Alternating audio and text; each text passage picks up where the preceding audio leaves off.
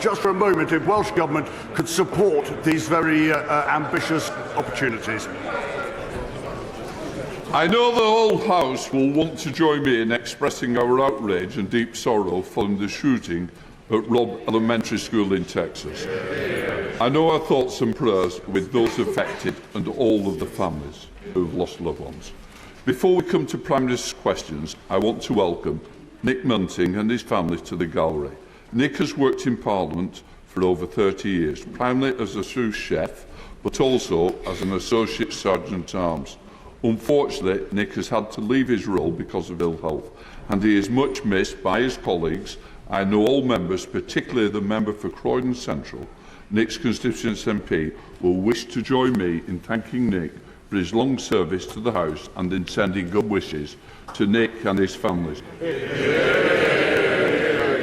I would also like to point out that the British Sign Language interpretation of proceedings is available to watch on Parliament Live TV. We now come to questions to the Prime Minister. Anthony Brown. Question number 1, please. Minister. Mr. Speaker, I want to begin by echoing what you've just said about the reports of the fatal shooting in a Texan primary school. Our thoughts are with all those affected by this horrific attack. Mr. Speaker, yesterday I welcomed the Emir of Qatar to Downing Street. It's excellent news that Qatar announced it will invest up to £10 billion into the UK through our new strategic investment partnership. And not only will it boost local economy,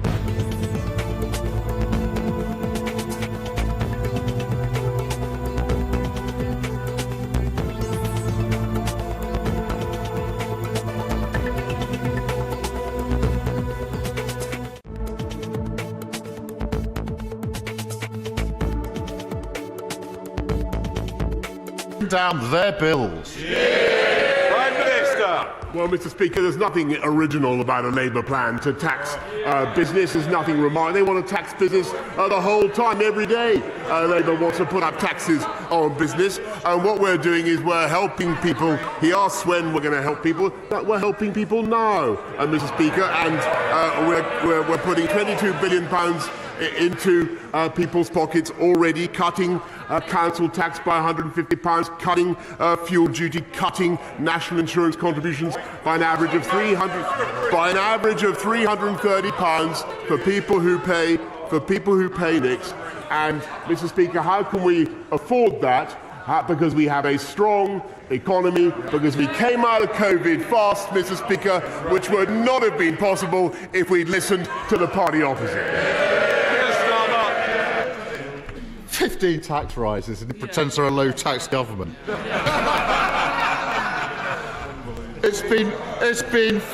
Mr. Speaker, it's been 4.5 months since Labour first called for a windfall tax on oil and gas profits. I've raised it week in, week out, and every week he has a new reason for not doing it.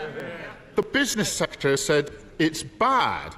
The Justice Secretary called it disastrous. Yeah. Even this weekend, the Health Secretary and the Northern Ireland Secretary opposed it. He ordered all of his MPs to vote against it last week. And now, surprise, surprise, he's backing it. Prime Minister, I'm told that hindsight is a wonderful thing.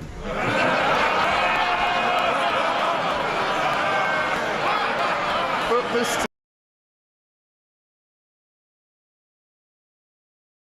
dithered and delayed. Households across the country suffered when they didn't need to. What?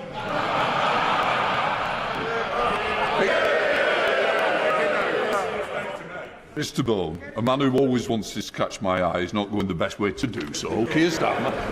Mr. Speaker, whilst he dithered and delayed, households across the country suffered when they didn't need to.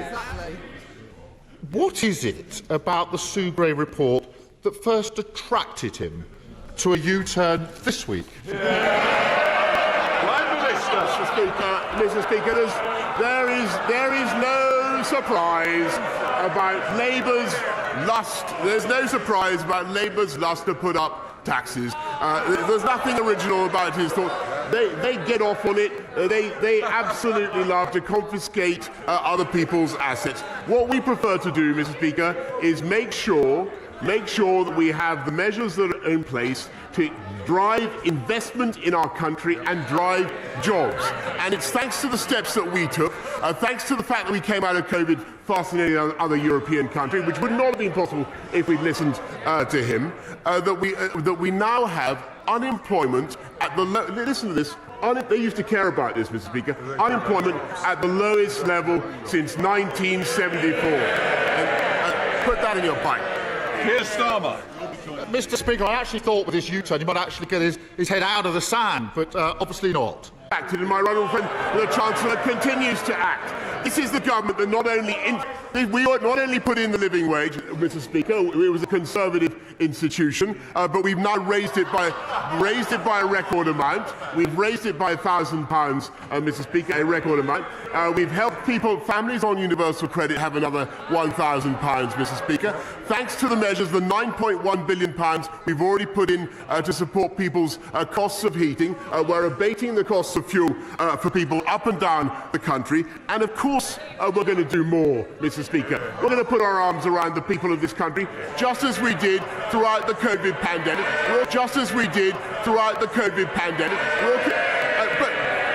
But the reason we can do that is because we took the tough decisions to drive the fastest vaccine rollout in Europe, which wouldn't have been possible if you listened to him, Mr. Speaker, and that's why we have, let me take another statistic, youth unemployment. They used to care about it. Youth unemployment at or near a record low. Mr. Speaker, it wasn't just the Chancellor back in September. The Prime Minister called fears about inflation unfounded. He was the last person to spot the cost of living crisis, just as he's the last person to back Labour's plan to help people through it. Mr. Speaker, it wasn't just on inflation that they got it badly wrong. In the same speech, the Chancellor boasted about growth, Prime Minister does today, and we were going to do better than all our major competitors. It was obvious that he was being complacent. And lo and behold, Britain is set to have the lowest growth of any major country except Russia. Despite our brilliant businesses and all we have to offer, why has his government inflicted on Britain the twin-headed hydra of the highest inflation and the lowest growth? Mr. Speaker, he loves running this country down.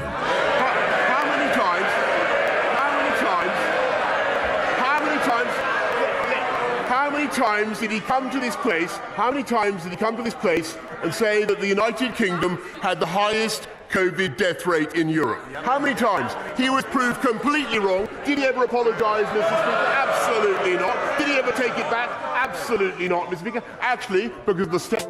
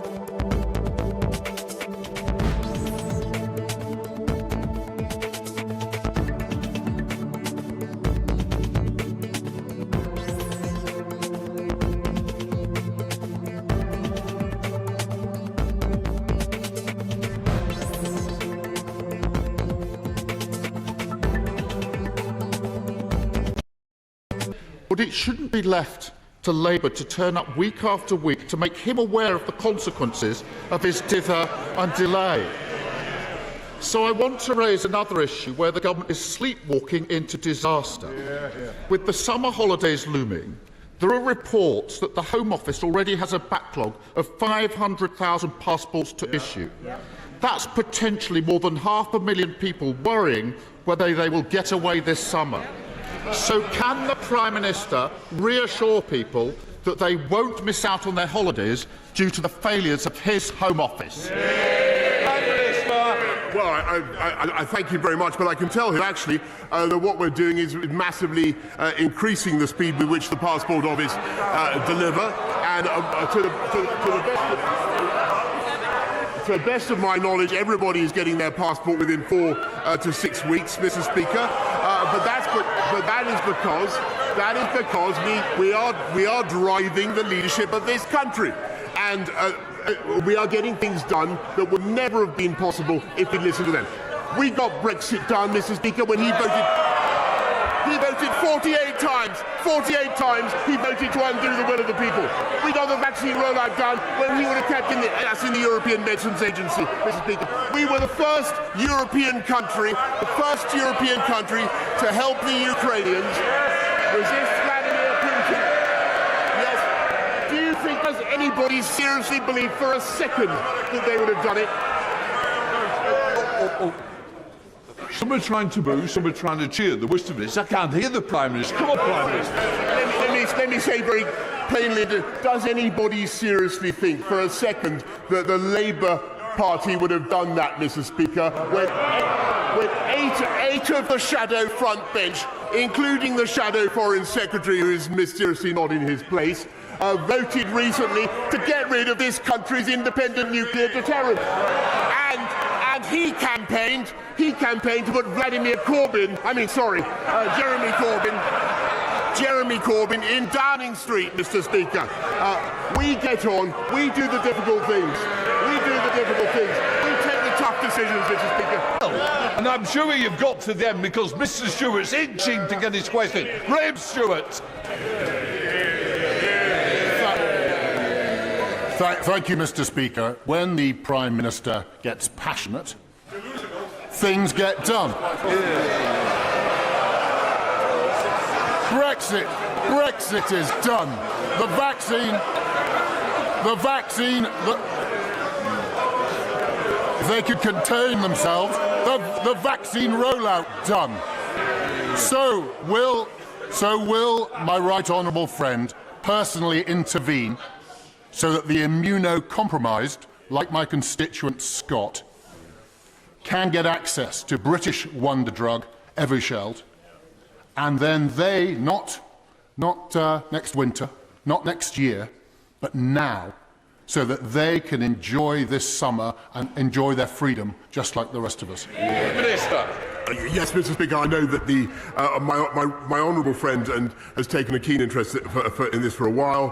Evusheld could potentially reduce the risk of infection, as he says. We've got to look at the available evidence before we can make a decision about whether it should be available. But I will make sure that the Department for Health and Social Care keep him updated on the progress we're making. We now come to Leader of the SNP, Ian Blackford. Thank you, Mr. Speaker. I want to join others today to express my deepest sorrow at the horrific events in Texas yesterday. 19 children and 2 teachers have needlessly lost their lives. Many of us in Scotland will be remembering the tragic events that took place in Dunblane 26 years ago. The thoughts and prayers of the SNP are with the families suffering today, but also our hope that lawmakers will finally act to bring the scourge of gun violence that plagues the United States to an end. Mr. Speaker, the reports that the Prime Minister and Downing Street's law-breaking have been damning. Empty bottles littering offices, rooms so crowded people were sitting on each other's laps, and security forced to intervene because the parties were so outrageous. At the centre was the Prime Minister orchestrating it, grabbing a glass for himself in order to... But now we've all seen the damning photo evidence. while people stayed at home to protect the NHS. The Prime Minister was engaging in drinking and debauchery that makes a mockery of the gut-wrenching sacrifices that each and every person made. Will the Prime Minister now take the opportunity and resign?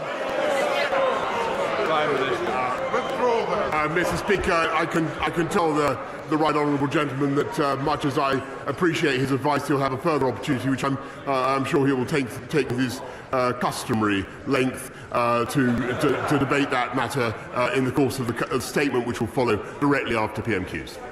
I'm not happy. Matters, Mr. Speaker, but it's all a joke to the Prime Minister. The Prime Minister has lost the trust of the public.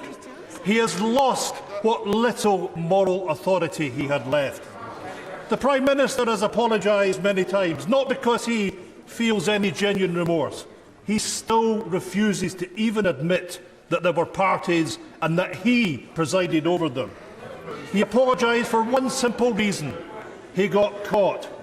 The reality is, no apology will ever be enough for the families of people who lost loved ones, for the families who followed the rules, who stayed at home whilst their nearest and dearest to them were dying, and are now forced to look at photographs of the Prime Minister surrounded by drink, toasting to a party in the middle of a lockdown.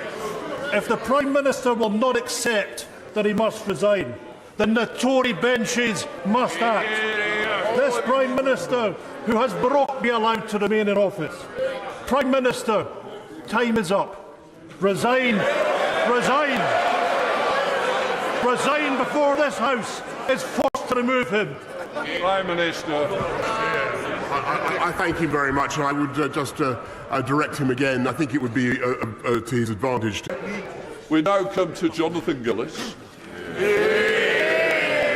Thank you, Mr. Speaker. High streets and heritage means a lot to the people of Stoke-on-Trent North, Kidsgrove and Tork. Burslem and Tunstall, two of the great 6 towns of Stoke-on-Trent, are plagued with rogue and absent landlords who are too happy to let shops sit empty and historically important buildings such as Price and Kensington Depot Works fall into ruin. Which is why I introduced my proper maintenance of land bill to increase fines on these ruinous owners. Can my right honourable friend confirm that, as part of the government's planning reform, he will adopt my bill which imposes a new unlimited fine so these reckless reprobates can be held accountable? Up the veil for Saturday, Mr. Speaker. Prime Minister. Here, Mr. Speaker. Up the veil, but on his, I want to thank him, by the way, for his campaign. I think he's entirely right, and that's why we've adopted the measures that he proposes in the bill. Those who leave properties derelict unreasonably could face an unlimited fine, Mr. Speaker.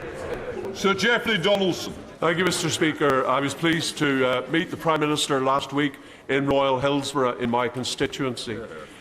We welcome his commitment to introduce legislation to deal with the protocol on the Irish Sea border and to protect the Belfast Good Friday Agreement. That will take some time. In the meantime, as in the rest of the United Kingdom, hard-pressed households in Northern Ireland are suffering from the cost of living crisis.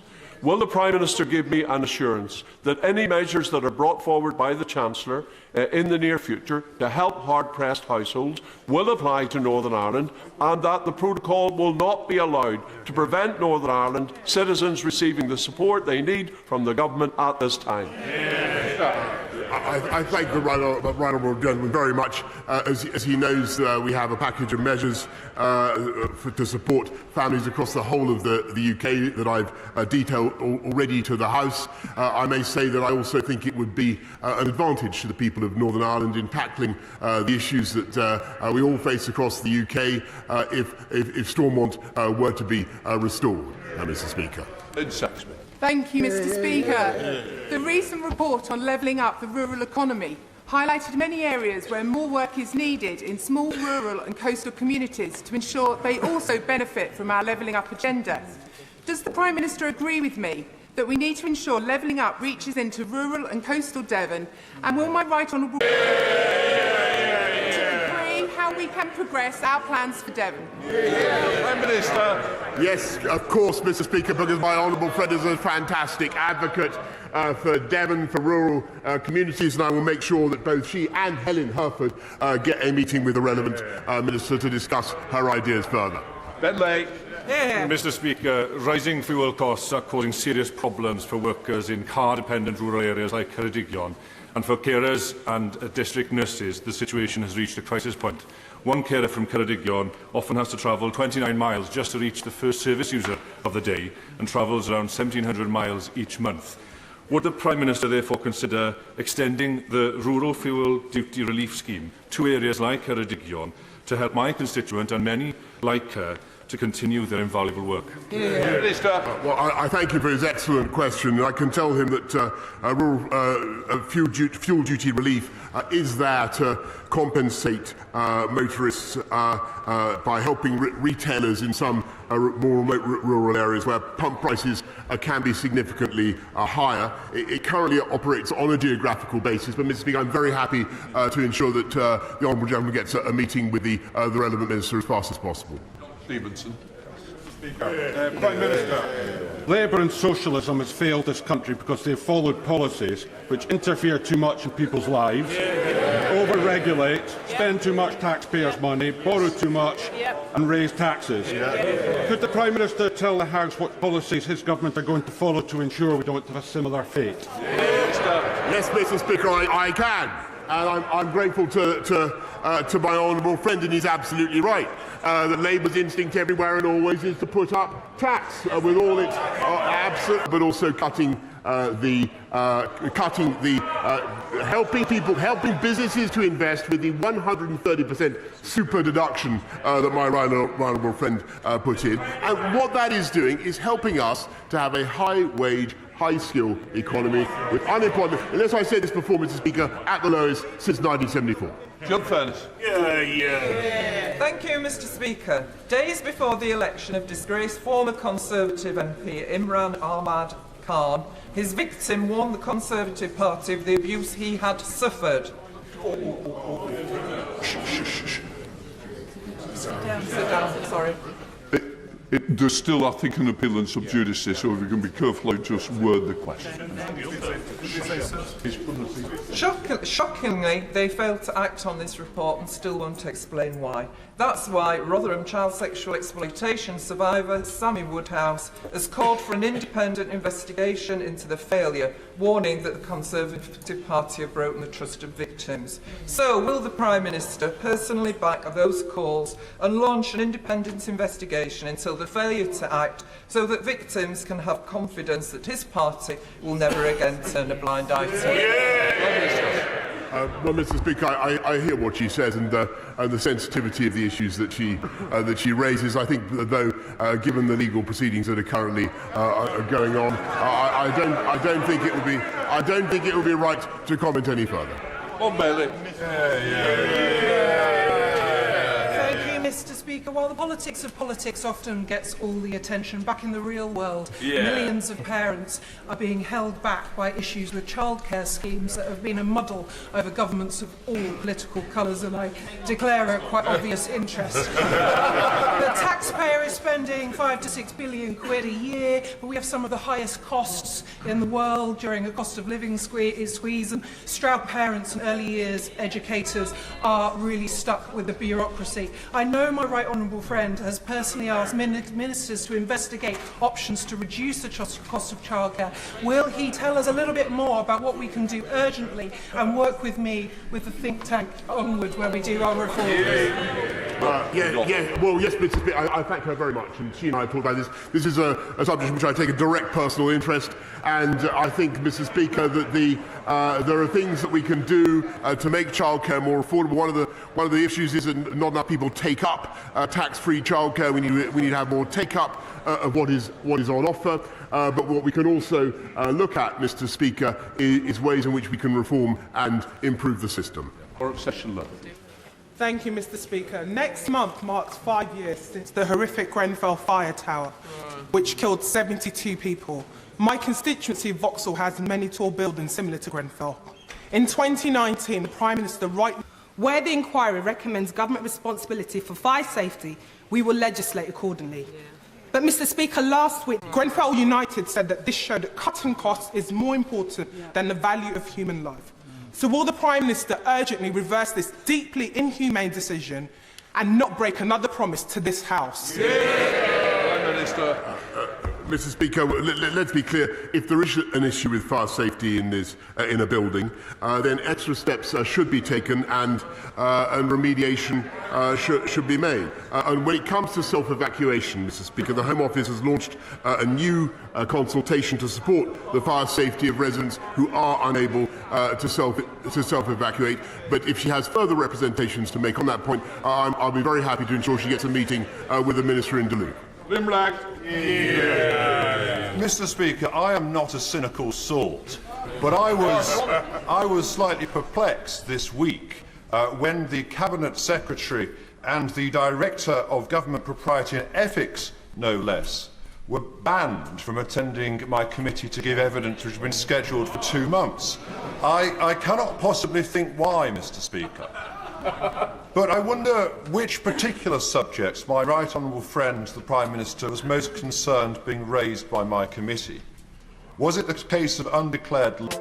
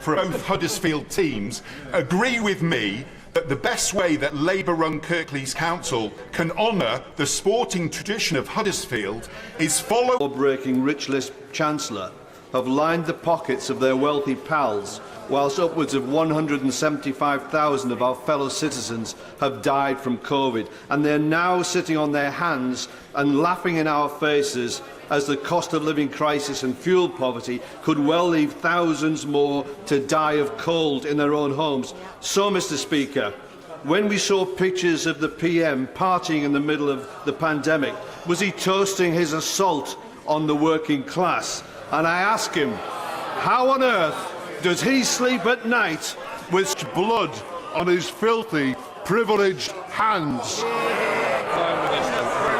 Mr Speaker, from furlough onwards, everything we have done since the pandemic began has been to get money into the pockets of the working people of this country. And those are the people time and again that we have prioritised. And I do not for a moment doubt, Mr Speaker, that things are tough. I do not doubt it for a moment. But it is our intention to get this country through it, and we will get through it very well by putting our arms around people as we can and as we will because of the fiscal firepower that we have, Mr Speaker, but also by making sure that we continue with the high wage, high skill, high employment economy that we have. And the best thing to get money into people's pockets, Mr Speaker, is to have a job.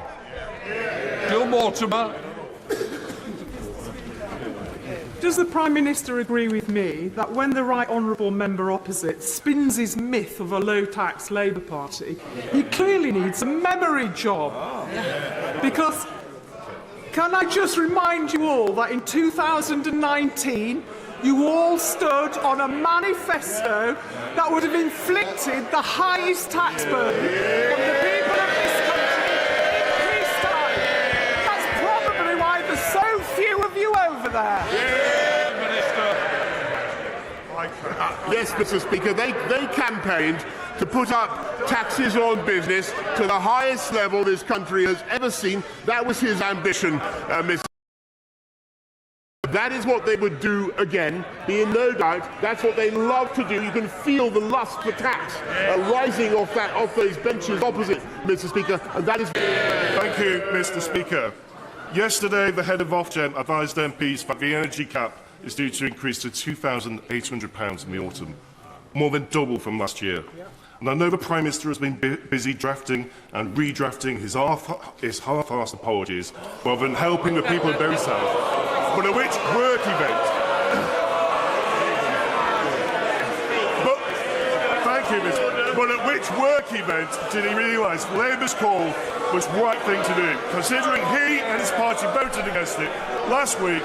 Is it just to save his own neck? I couldn't either hear the question or the advice I was being given. It might be helpful I could hear both. Prime Minister, did you manage to hear it? Very much. Well, I heard enough, Mr. Speaker, to have a rough idea of the nonsense that he was talking. And what we're doing, Mr. Speaker, is not only supporting people now, but we will continue to put our arms around the people of this country as we did during the pandemic and beyond. Can I just say, moderate language is what we normally use. I don't find it. It doesn't suit the chair, and I don't think it suits the country, so please. John Barron. Thank you, Mr. Speaker. The Prime Minister will recall I've previously raised with him the plight of 170 British Council contractors who remain in Afghanistan in fear of their lives, 85 of whom are deemed to be at very high risk. I met the Refugee Minister last week. It was a positive meeting, but we face bureaucracy which is preventing the FCDO from cutting through that bureaucracy and helping these people now, courtesy of the ACRS scheme. Will he help us cut through that red tape and help these people? We owe them a debt of obligation, and time is running out.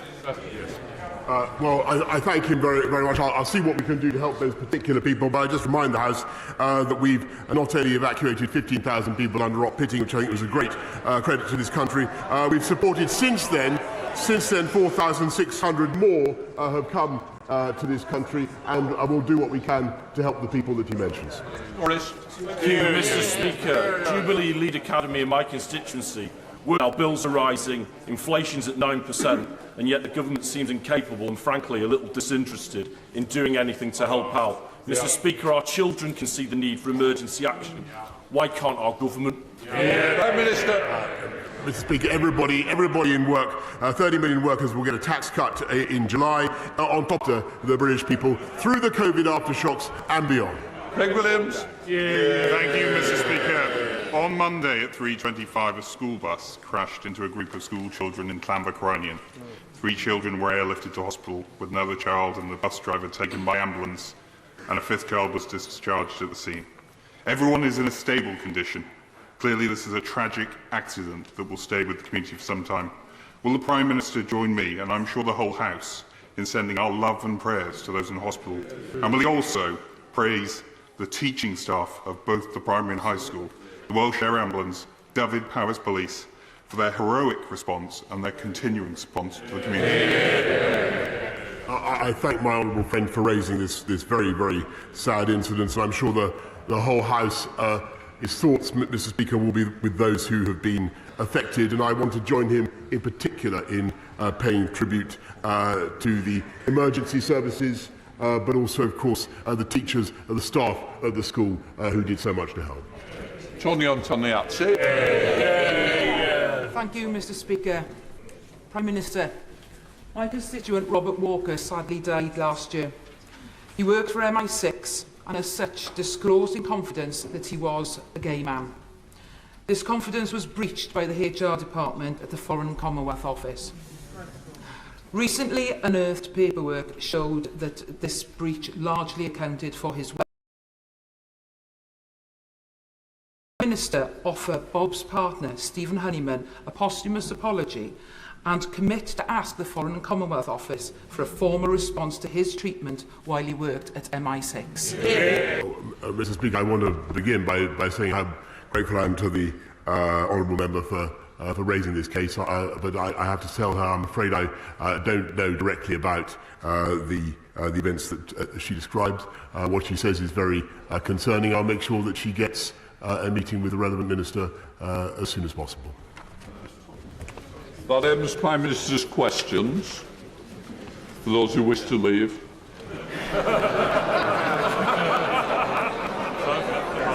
We now, can I just say to the House, I expect moderate and temperate language. As we come to the statement, Prime Minister. Thank you, Mr. Speaker. With permission, I will make a statement. I'm grateful to Sue Gray for her report today, and I want to thank her for the work that she's done. I also thank the Metropolitan Police for completing their investigation, and I want to begin today by renewing my apology to the House, to the whole country, for the short lunchtime gathering on the 19th of June 2020 in the Cabinet Room, during which I stood at my place at the Cabinet table and for which I received a fixed penalty notice. And I also want to say, Mr. Speaker, above all, that I take full responsibility for everything that took place on my watch. Sue Gray's report has emphasised that it is up to the political leadership in Number 10 to take ultimate responsibility, and, of course, I do. But since these investigations have now come to an end, this is my first opportunity to set out some of the context and to explain both my understanding of what happened and also to explain what I have previously said to this House. And it's important to set out that over a period of about 600 days, gatherings on a total of 8 dates have been. It is important because this is the first time I've had the chance I've had to set out the context. Hundreds of staff are entitled to work, and in the Cabinet Office, which has thousands of officials and now is the biggest it's been at any point in its 100-year history. And that is in itself one of the reasons why the government is now looking for change and reform. Mr. Speaker, those staff working in Downing Street were permitted to continue attending their office for the purpose of work, and the exemption under the regulations applied to their work because of the nature of their jobs reporting directly to the Prime Minister. These people were working extremely long hours, doing their best to give this country the ability to fight the pandemic. Mr. Speaker, I appreciate that this is no mitigation, but it is important to set out Prime Minister, context. please, just one second. Can I just appeal to the House? I expect it to be heard, and I want everybody to hear it. And I want the same respect to be shown to the Leader of the Opposition afterwards. So please, this is a very, very important statement that the country wants to hear as well. Prime Minister. Yeah, Mr. Speaker, I'm trying to set out the context, not to mitigate or to absolve myself in any way. The exemption under which they were present in Downing Street includes those circumstances where officials and advisers were leaving the government, and it was appropriate to recognise them, to thank them for the work that they've done. Let me come to that, Mr. Speaker. I briefly attended such gatherings to thank them for their service, which I believe is one of the essential duties of leadership, and particularly important when people need to feel that their contributions have been appreciated, and to keep morale as high as possible. I'm trying to explain the reasons I was there, Mr. Speaker. And it's clear from what Sue Gray has had to say that some of these gatherings then went on far longer than was necessary. And they were clearly in breach of the rules, and they fell foul of the rules. I have to tell the House, because the House will need to know this, and again, this is not to mitigate or to extenuate, I had no knowledge of those subsequent proceedings because I simply wasn't there.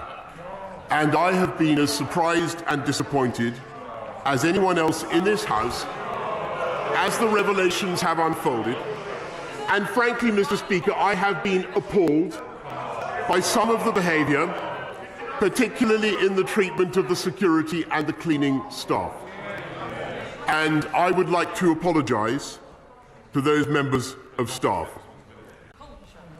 And I'm happy to sincerity that the rules and guidance have been followed at all times. It was what I believed to be true. It was certainly the case when I was present at gatherings to wish staff farewell, and the House will note that my attendance at these moments, brief as it was, has not been found to be outside the rules. But clearly this was not the case for some of those gatherings after I had left, and at other gatherings when I was not even in the building. So I would like to correct the record, to take this opportunity, not in any sense to absolve myself of responsibility, which I take and have always taken, but simply to explain why I spoke as I did in this House. Mr. Speaker, in response to her interim report, Sue Gray acknowledges that very significant changes have already been enacted. She writes, and I quote, "I am pleased that progress is being made in addressing the issues I raised." And she adds, "Since my update, there have been changes to the organisation and management of Downing Street in the Cabinet Office with the aim of creating clearer lines of leadership and accountability, and now these need the chance and time to bed in. Number 10 now has its own permanent secretary charged with applying the highest standards of governance. There are now easier ways for staff to voice any worries, and Sue Gray welcomes that, and I quote, "Steps have since been taken to introduce more easily accessible," including directly with the permanent secretary.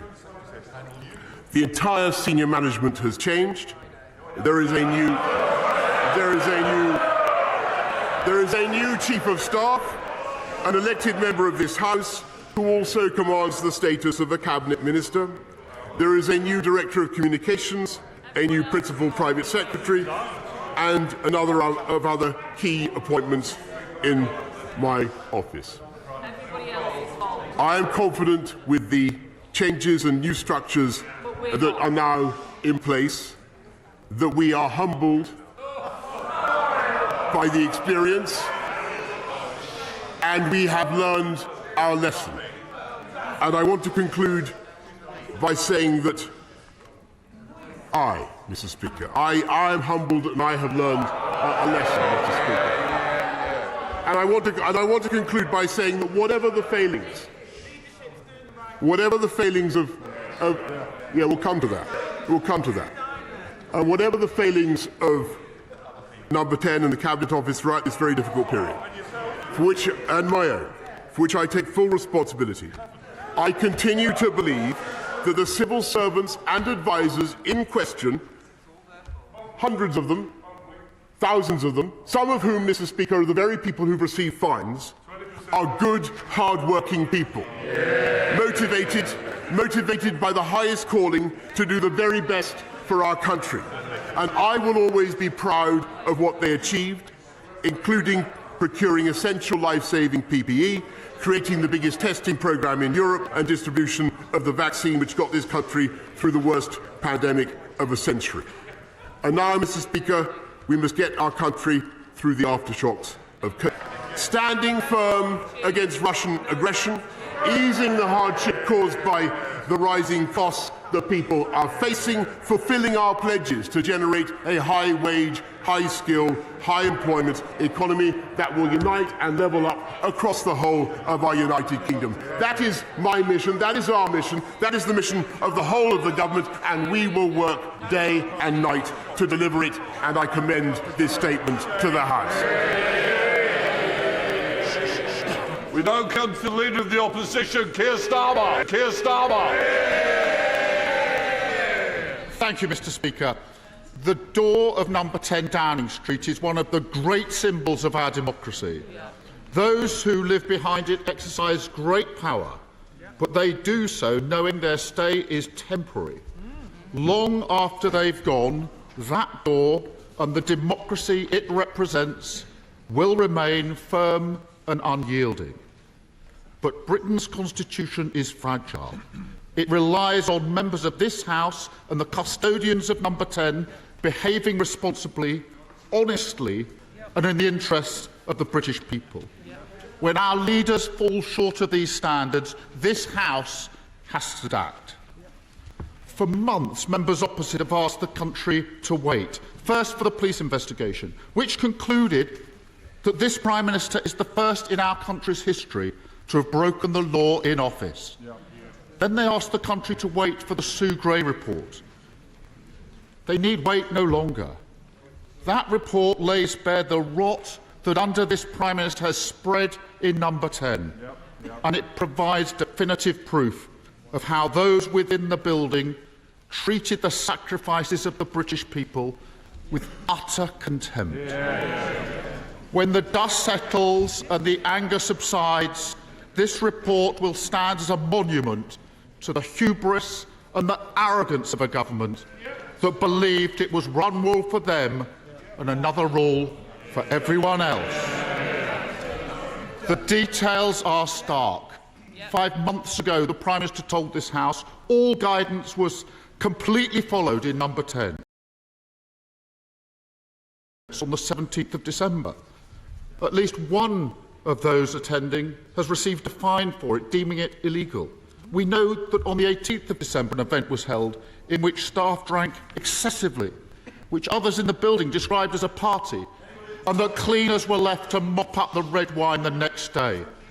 Be mindful, cameras are leaving, don't walk about waving bottles. It is now impossible to defend the Prime Minister's words to this House. This is about trust. Because during that May 20 press conference, the British public were told normal life as we know it is a long way off. But that wasn't the case in Number 10. Even now, after 126 fines, they think it's everyone else's fault but theirs.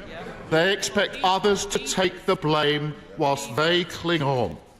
They pretend that the Prime Minister has somehow been exonerated, as if the fact that he only broke the law once is worthy of praise. The truth is, they set the bar for his conduct lower than a snake's belly. And now they expect the rest of us to congratulate him as he stumbles over it. Number 10 symbolises the principles of public life in this country: selflessness, integrity, objectivity, accountability, openness, honesty, leadership. But who could read this report and honestly believe the Prime Minister has upheld those standards? The reason the British public have had to endure this farce was his refusal to admit the truth or do the decent thing. This report was necessary because of what Sue Gray describes as failures of leadership and judgment for which senior political leadership must bear responsibility. It is that failure of leadership that has now left his government paralysed in the middle of a cost of living crisis. The government has turned the focus of his government to saving his own skin. It's utterly shameful. It is precisely because he cannot lead that it falls to others to do so. I've been clear what leadership looks like.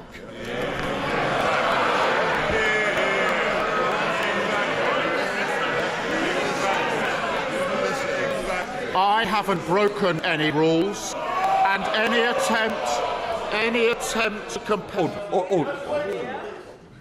Sorry.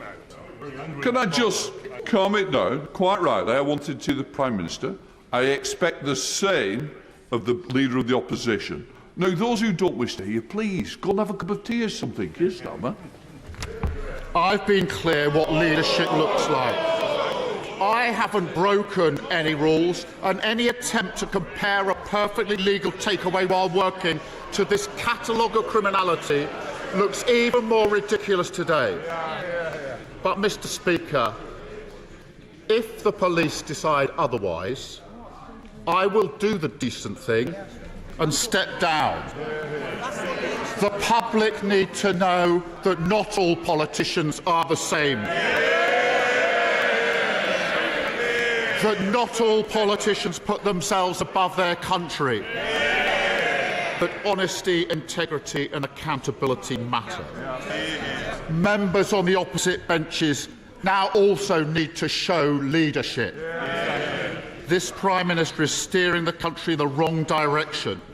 They can hide in the back seat, eyes covered, praying for a miracle, or they can act.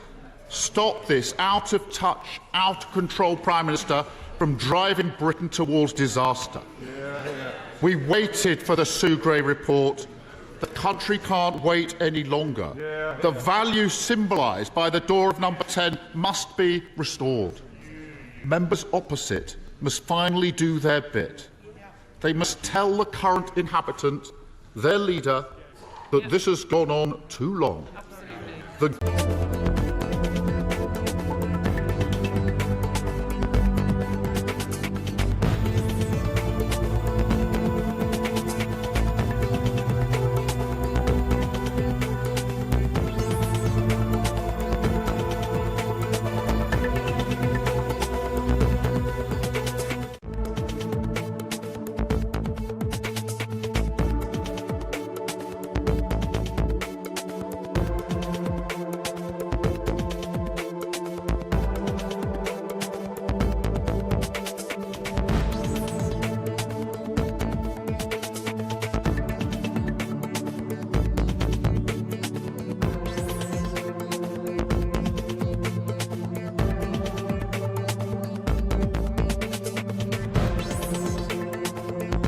The cost of living. No, Mr. Speaker. Time after time, he chose to focus on this issue. He could have shown some common sense, Mr. Speaker, and recognised that when people are working very hard together, day in, day out, that it can be difficult to draw the boundary, Mr. Speaker, between work and socialising. And yet, after months of his, frankly, sanctimonious obsession, Mr. Speaker, the great gaseous zeppelin of his pomposity has been permanently punctured and irretrievably by the revelation that he is himself, he didn't mention this, he is himself under investigation by the police, Mr. Speaker, and yet, I'm not going to mince my words, I've got to say this, Sabir Korma, Mr. Speaker, is currently failing to hold himself. I repeat that I am humbled by what has happened, and we have instituted profound changes throughout number 10. But I think in view of the mess that he has found himself in himself, it would now be a sensible thing for him too to apologise, so that we can all collectively move on, Mr. Speaker. And that, I think, is what the people of this country want to see above all. They want to see leadership from this House of Commons, leadership from both parties, Mr. Speaker, in dealing with their priorities. And that is why we are focused on getting through the aftershocks of COVID. That's why I'm proud of what we did to roll out the fastest vaccine campaign in Europe. And that's why I'm proud that we now have the lowest unemployment anywhere in this country for 50 years, Mr. Speaker. That is what the people of this country want. I appreciate that he has his points to make, but I think overwhelmingly the will of this country is for us now to say thank you to Sue Gray, and for us collectively to move on. Sir Robert Buckland. You, Mr. Speaker. My right honourable friend well knows the rules apply to him as much to all of us. And the rules of this House are clear that anybody who comes here and deliberately lies and misleads this House should leave their position, resign or apologise. My right honourable friend has been asked many times about specific incidents, specific events that Sue Gray had. Many gatherings and many individuals did not adhere to COVID guidance. Events were attended by leaders in government and should not have been allowed to happen. Junior civil servants believed their involvement was permitted by the attendance of senior leaders. There was an unacceptable lack of respect, and poor, both political and official, must bear responsibility for this culture. That leadership came from the top, and the Prime Minister, in the words of the report, must bear responsibility for the culture. A fish rots from the head. Mr. Speaker, the Prime Minister's dispatch box denial of a party taking place on the 13th of November is now proven to be untrue. He was there on the 13th of November, photographed, raising a toast, surrounded by gin, wine and other revellers. The charge of misleading Parliament is a resignation matter. Will the Prime Minister now finally resign? This Prime Minister has adopted a systematic, concerted and sinister pattern of evasion. Truthfulness, honesty and transparency do not enter his vocabulary. It is just not part of his way of being, and it speaks for the type of man that he is. Credibility, truth, morality all matter, and the Prime Minister has been found lacking time and time again. And he can shake his head, but that's the reality, Prime Minister. Ethics have to be part of our public life, and ethical behaviour has to be at the core of the demeanour and the response of any Prime Minister.